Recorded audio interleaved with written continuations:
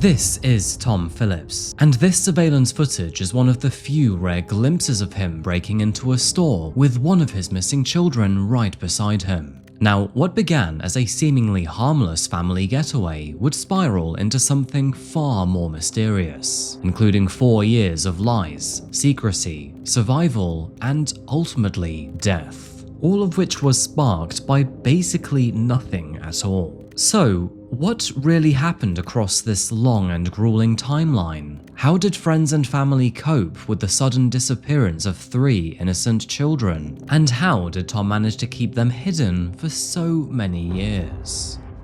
Welcome back to Coffeehouse Crime, folks. My name is Adrian, and today we're traveling to New Zealand to look at the infamous case of the Marokopa children. Now, this one is a rather unique story about a man who vanished into the wilderness not once but twice, taking all 3 of his children with him. What followed was one of the country's longest and most expensive manhunts in modern-day history, and involved strange sightings, break-ins, bush talk, and even a violent shootout. Alright, you're gonna need a strong coffee for this one today, folks, so please get comfortable, subscribe if you haven't yet, and let's caffeinate while we investigate. This is the case of the Marokopa children.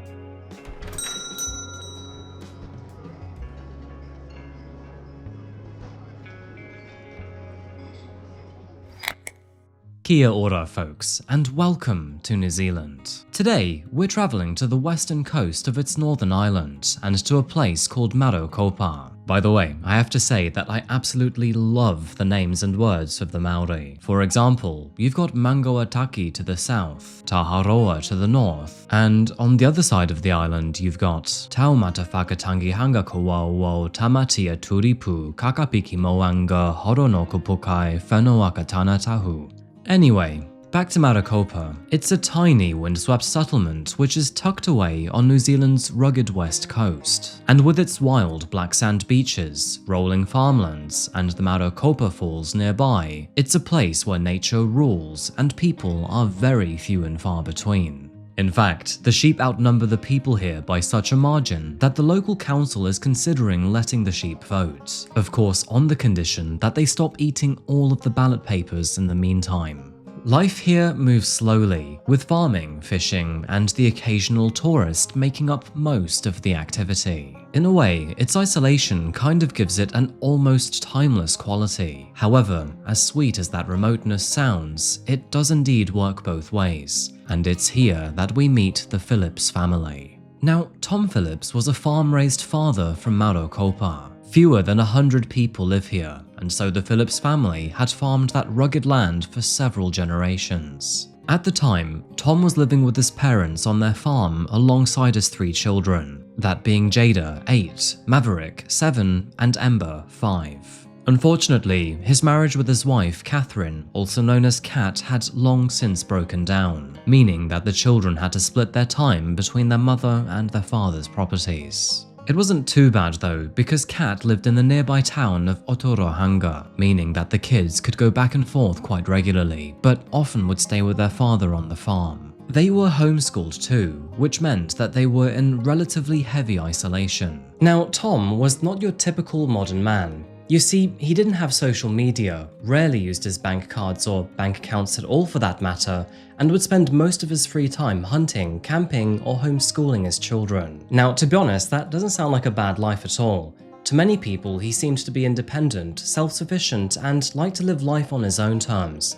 But on the other side, some people saw him as quite reclusive and stuck in his own ways. From what I was able to find out about him online, he was a little bit paranoid towards the police and other people in society, but otherwise was just your average bloke. He didn't seem to be infatuated with any sort of mad conspiracy theories or anything either.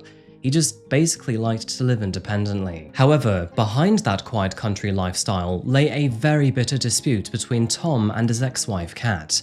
You see, technically, Tom was losing custody over the children, and despite still having them at the time, he was becoming increasingly resentful towards his ex-wife. Approaching 2021, the arguments between the two became quite explosive, and they never saw eye to eye. And apparently, according to Kat, Tom wanted to teach her a lesson. In fact, she would even go to court and tell them that apparently Tom didn't actually care about his children at all, and merely saw them as pawns in his game against her. Tom and Kat continued to argue throughout the next few weeks, and as things slowly escalated, so did the insults and threats towards one another. Things really were becoming uncomfortable for everyone involved, and then, all of a sudden, out of nowhere, Tom and the kids suddenly vanished.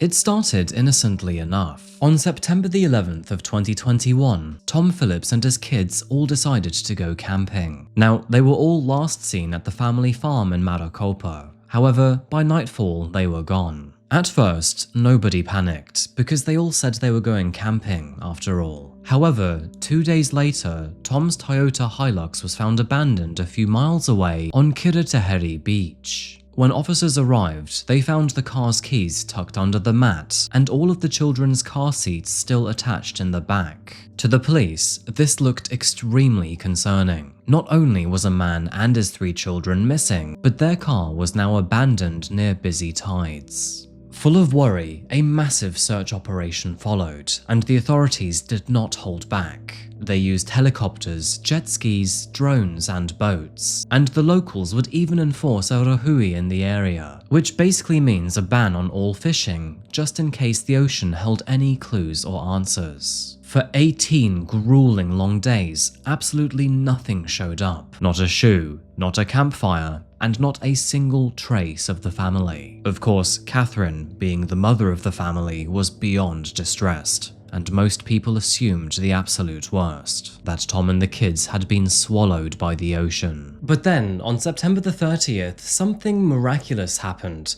Tom and the kids just simply walked back into his parents' home, and apparently they acted completely oblivious to all that was going on too. Just a "hey, how do you do, what's for dinner?" Now, thankfully, all 4 of them were happy and healthy, and according to their grandmother, the kids were as bouncy as ever. And when asked what the bloody hell happened, Tom replied with, "We went camping, just as I told you." Apparently, he just needed to clear his head and didn't understand what all the fuss was about. The police, however, were not happy at all, because this search operation had cost them literally hundreds of thousands of dollars. And Tom, well, he was charged with wasting police time. His family were absolutely furious too, especially Kat. The thing is, most of them forgave him over time, simply seeing him as this stressed out father who had made a reckless decision. Despite the leniency found in some people, Kat herself wasn't fooled, because to her, this wasn't just a camping trip, it was a test run, quite literally a rehearsal. And as things would turn out, she was right too. Not even 3 months later, Tom and the kids would vanish yet again. On December the 9th of 2021, just before Christmas, he disappeared from the family farm, taking Jada, Maverick, and Ember with him. However, this time, there was no truck abandoned on a beach, and no frantic search teams combing the area either. In fact, the police didn't even launch a search party actually. Old grudges aside, it turns out that Tom had told his mother and father that he was going bush for a few days. And at least at that moment in time, he still technically had shared access to the children. Now, it is true that he was soon going to lose custody after a long and arduous battle with Kat. And although this did seem as very suspicious, the authorities assumed that he would be back in a few days. But spoiler alert, he wasn't. When Tom skipped his court date over the wasted search party costs on January the 12th, the authorities' patience finally ran out. They immediately issued a warrant, and when that was ignored, they knew that something was up. Launching their second search operation for Tom, the authorities started small, and soon enough, they found his ute abandoned on Mangatoa Road. Searching the vehicle provided no clues, and a wider search of the area around it would unfortunately turn up nothing either. It appeared that Tom and his children had vanished into the wilderness yet again, and this time, there was no telling on how long this would be for. The wilderness around Marokopa isn't only remote, but it quite literally swallows people whole. Dense bushland stretches for miles, thick with ferns, tangled undergrowth, and gullies so deep that they seem to pull the light out of the air. Simply stepping off of the narrow gravel roads, and you're basically in a world where sound doesn't carry, and footprints can vanish within hours. If that isn't enough already, stepping along the coastline, you will find black sand beaches that are battered by relentless surf and caves that cut deep into the cliff line. Put quite bluntly, it is a brutal place to survive. However, for someone like Tom, who is experienced in both hunting and camping, survival here isn't that far-fetched. The land provides food, water, and endless cover. And being in rural King Country, where communities are both tight-knit and wary of outsiders and law enforcement, it is no surprise that he very likely had backup. So, for the next year and a bit, sightings were basically non-existent, except for one time, and no surprise, that was with his very own family. It was in February of 2022, and while under the cover of darkness, that Tom actually crept back to his family home for an hour. He had basically gone to the property to tell them that he and the children were doing fine. But of course, they would only report this to the police once he disappeared yet again. But where they were staying, or how, or why, or how long for, he never actually said. You see, he trusted his parents, but of course, wanted to be discreet just in case. And yet again, this would be the last confirmed sighting for the next 12 months. As time dragged on, speculation swelled, because quite obviously, many people began to wonder how could a man and 3 children survive in the wilderness for so long. Quite naturally, some people began to fear the worst, while others heard down the grapevine that apparently Tom was receiving support from locals. Which unfortunately isn't a surprise either, because in a rural community like King Country, people do often close ranks, and as it turns out, Tom had a whole league of sympathizers. While all of this was going on, Kat and her own family grew frantic. By mid-2022, that being a few months after their disappearance, Kat made the decision to launch petitions and even TV appeals in an attempt to revive interest. In the background, and probably due to their failure to find him, police began to float their own theories too, hypothesizing that perhaps Tom had maybe changed identities or even left the region with his children. And with no official reward offered, very likely because Tom had already cost the police enough money, it was basically up to Kat and her family to raise that money instead. However, as the months passed by, Tom and his children became more and more of a distant memory. For more than a year after February 2022, they basically remained as phantoms without any trace whatsoever. However, by the year 2023, the pressures of raising 3 children through storms and winters was becoming more and more challenging. And it turns out that the only way for Tom and his children to survive was for them to lean into crime instead. And I have to say, it was in the most comical of ways. The first major incident happened in May of 2023, and in the quiet town of Te Kuiti. On May the 16th, 2 masked individuals stormed into an ANZ bank, with one of them being armed with a shotgun. No surprise, but they were there for the money, and they meant business too, because after firing a warning shot, it unfortunately injured an innocent bystander nearby. Moments later, the pair then escaped on a stolen motorbike with a large bag of cash. And apparently, they were having a few issues too, because some of the citizens who were watching noticed them fumble with the bag before then accidentally dropping a whole bunch of that cash on the street. Basically, it seemed like an almost cinematic heist for such a small town. And I think it was probably in that moment that Tom realized he was more of a Bear Grylls kind of person and not so much Bonnie and Clyde. During the police investigation, they realized that one of the robbers was indeed Tom Phillips, and the other, well, it turns out that it actually was one of his own children, likely being 9-year-old Maverick. It would also reveal something far more disturbing, that Tom was no longer just a desperate father hiding from the authorities, but he was also armed and willing to involve his own children in violent crime. Now, although the authorities didn't publicly link Tom to the Te Kuiti heist for quite a while, they did in fact know it was him. And then, only a few months later, in August of 2023, a flurry of sightings were reported to the police. Not of Tom skulking in the bushes, but in Bunnings, of all places. Now, for all of you not familiar with Australia's and New Zealand's hardware stores, Bunnings is basically our one dominant store here. From dog toys right the way through to power drills, they sell everything. And that even includes selling sausage sizzles every single Sunday, which, by the way, are absolutely delicious. Anyway, police received multiple phone calls of a bearded man with 3 children in a Bunnings store in Hamilton, which can be found more than 60 miles away from Marokopa. Security cameras caught him in disguise, wearing a beanie, glasses, and a surgical mask. And although, sure, it was COVID attire at the time, keen eyes would still recognize the man beneath. They realized that Tom was driving a stolen Hilux ute, and receipts showed his shopping list including headlamps, gumboots, buckets, and even vegetable seedlings. Though it looks like he probably gave that Bunnings sausage sizzle a miss, tragically. Through this list, it became quite obvious that Tom was actually building an off-grid camp, with a garden included. It was around 2 days later that police recovered the abandoned ute near Tianga. The message was clear, however. Tom and the children were still close, still moving, and still stealing to survive. It was only after the Bunnings sightings that officers decided to go public with all of the information they had.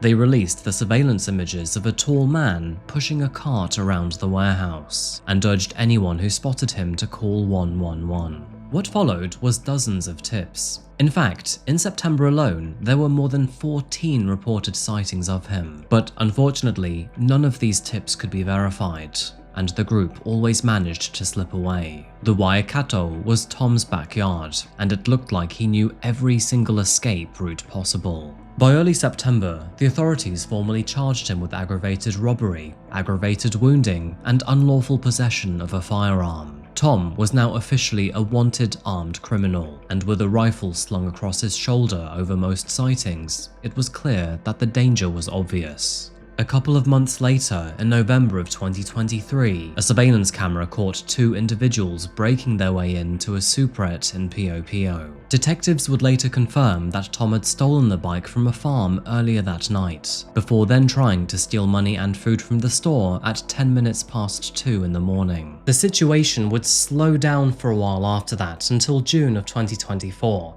When police announced an $80,000 reward for any information that would lead to the return of Kat's children. And notably, they said nothing about Tom's arrest there, just the return of her children. The other thing to note here that I find quite interesting is that this reward came with immunity too. In other words, the police were trying to say, if you're helping Tom, just switch sides and not only will we reward you, but we won't charge you either. So, it was no surprise that Tom likely had a few locals helping him out, and the police, well, they wanted that support to stop. In fact, by now, some people even saw him as a local hero who was standing up against the law, and without any deaths under his belt, many people were actually quite happy to turn a blind eye.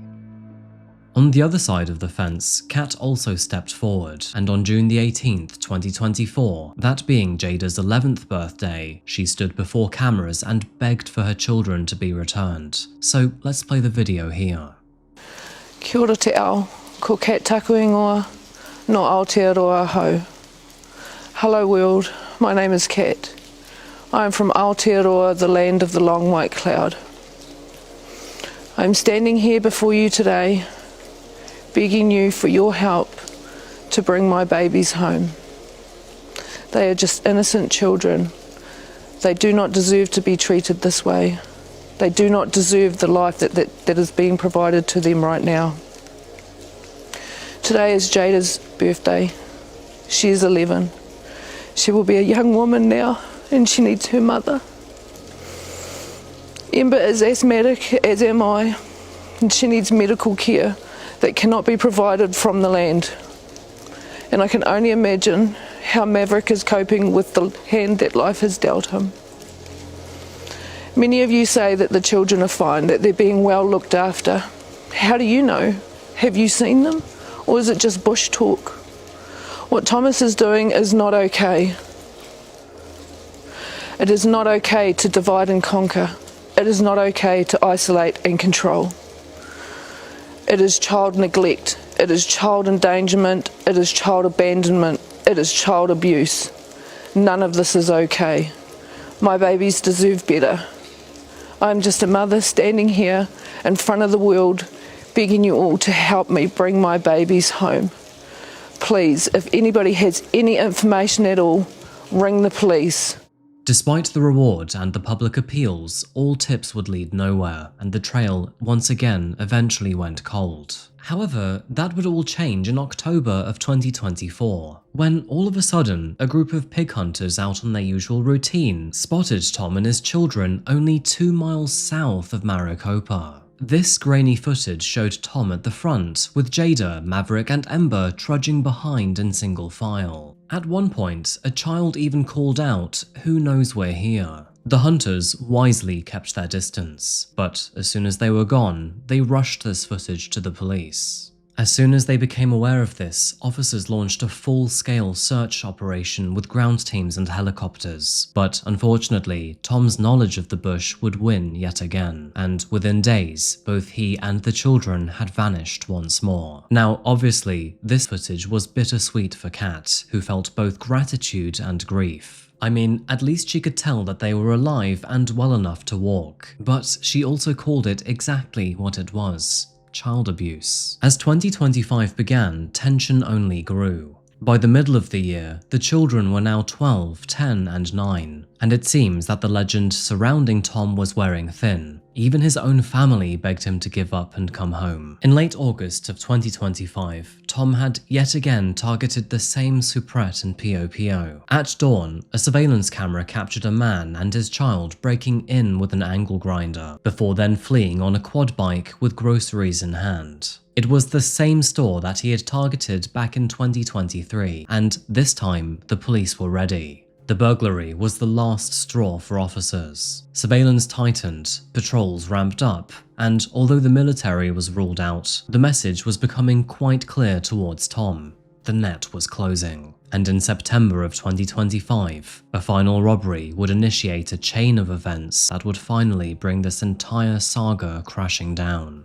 In the early hours of September the 8th, an alarm was triggered at PGG Wrightson, a rural farm supply store in POPO. The call came through at around 2:30 AM, and while the break-in was still underway, given the recent events, police already had an idea of who it might be. Officers raced to the scene, and sure enough, it was Tom Phillips and one of his children. Loading supplies onto a quad bike, they all of a sudden realized that their cover was blown and immediately sped into the darkness. However, this time, police units had already ringed the area. Officers deployed road spikes across all rural roads leading out of the town, this including the junction along Tianga Road. Minutes later, the quad bike appeared, before then hitting the spikes and then grinding to a halt. Of course, Tom realized that he was now cornered, and sadly, he wasn't prepared to go down easily. Both desperate and armed, Tom opened fire at one of the officers he saw. The officer was struck multiple times with a high-powered rifle, with one shot hitting him in the head and the other his eye. Now, miraculously, although he was critically wounded, the officer managed to crawl for cover and then radio for help. Only a few moments later, a second unit arrived. However, this time, police officers were ready to give Tom everything they had back.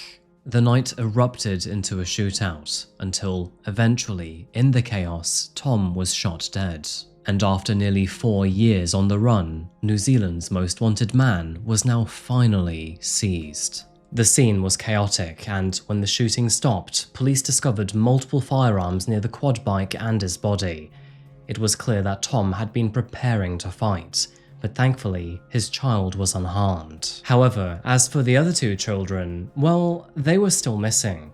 And so, as soon as sunrise appeared, a massive search followed. The police believed that Tom had very likely left them at a nearby hideout while trying to steal food, and thankfully, the child that was now in custody was happy to help them out. And so, with this information at hand, they got to work in finding them. Later that afternoon, teams located Jada and her other brother at a makeshift campsite only 2 miles away from the shooting, and although both were alive, one was reportedly armed with a rifle standing guard. Negotiators who were dispatched to the scene eventually persuaded the child to put the weapon down, and then finally, at long last, all 3 children were pronounced safe. Investigators combed through the campsite, and they realized that actually they had been here for multiple months. They found crude shelters, charred fires, and scattered belongings. And amongst all the scraps were signs of their former childhood too, which by now only seemed to be reminders of what had been stolen from them. As the news spread, the shootout stunned the community, and the mayor of Waitomo called it the worst possible ending. And now, Tom's family, who had pleaded for his return, were now left to mourn for a son who had lost his way. As for Kat, well, the emotions were mixed. She expressed relief that her children had all been found alive, but also she didn't want to see Tom dead. As for the officer who took 2 bullets to the face, he was airlifted to Waikato Hospital and miraculously survived after multiple surgeries. Now, unfortunately, he did have multiple life-changing injuries, which included the loss of one of his eyes. But hey, I'm glad to hear that he made it. And so, after almost 4 years on the run, the mysterious case of the Marokopa children was now finally over. Not with surrender, but unfortunately with gunfire. And not with answers, but with grief instead. Now, you might be thinking, this surely is the end of the story, but in a way, it's only the beginning for Jada, Maverick, and Ember, because what happens to them now? For the last 4 years, these kids have lived in near total isolation, cut off from friends and family alike, and who knows what their father told them. And not only did they witness their father commit crimes, but they were made complicit at times too. And one of them even saw their father die. And now, all of a sudden, not only are they back in civilization with all of these rules and processes that they didn't have to follow for the last few years, but without a father, they have lost that compass that they'd been following too. There is no doubt that this is going to be a very challenging process for all 3 children. Of course, Kat will do everything that she can to help them heal. For now, the children are in the care of child specialists who will be assessing their physical, mental, and emotional health. The oldest, at 12, may remember what life was like before all of this, but the youngest, at 9, will barely recall anything. The priority will be giving all 3 of them a childhood again, free of fear. Now, one of the big questions around this case is how Tom managed to evade capture for so long. Part of the answer is obvious. He knew the land intimately. But, of course, the other concerning truth is that he probably had help too. Although the police never laid any charges, it is widely believed that locals quietly supplied food, gear, or even just silence towards Tom. Some people sympathized with him as a father who was merely just fighting for his kids. In fact, a couple even framed it as defiance against the courts. However, the thing is, that loyalty towards Tom, however well-intentioned, absolutely prolonged the suffering that these 3 children endured. And here's another question, but what precisely was Tom's endgame?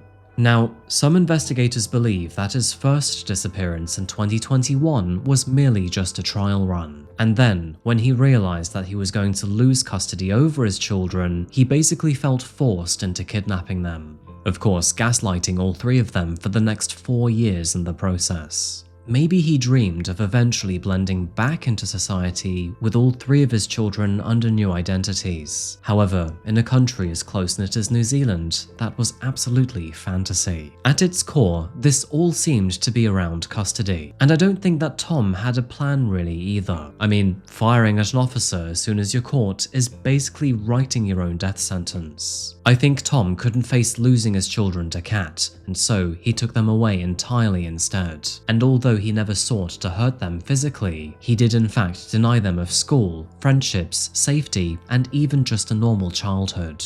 As the dust settles, questions surrounding accountability still remain strong. It is true that the police once offered amnesty to anyone helping Tom, but whether anyone will face any consequences in the future is still unclear.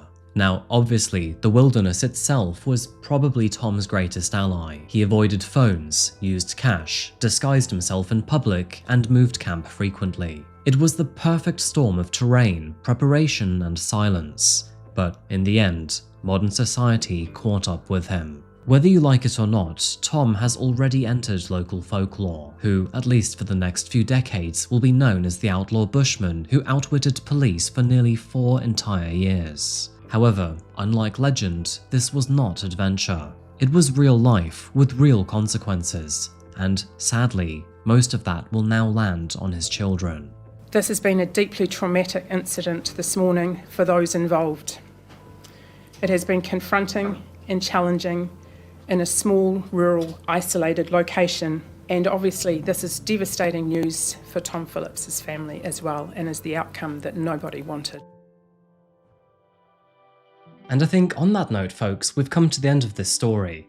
A pretty bad outcome for Tom, but I'm just glad that his children are safe. However, how they reintegrate into society is still yet to be seen. Before I go, what are your thoughts on this case? Do you think that what Tom did was right? What do you think about his personality and behavior? And what do you think will happen with the kids now? And did you like this story today? Let me know in the comments down below. By the way, this is just a very quick heads up, but I'll be announcing something next week, so keep your eyes peeled. And on that note, I'm going to stop the video here and probably make myself a coffee. Anyway, thank you again so much for watching, and I'll see you very, very shortly for another one. Until that moment arrives though, remember to look after yourselves, stay safe, and of course, stay curious. Thank you, and goodbye.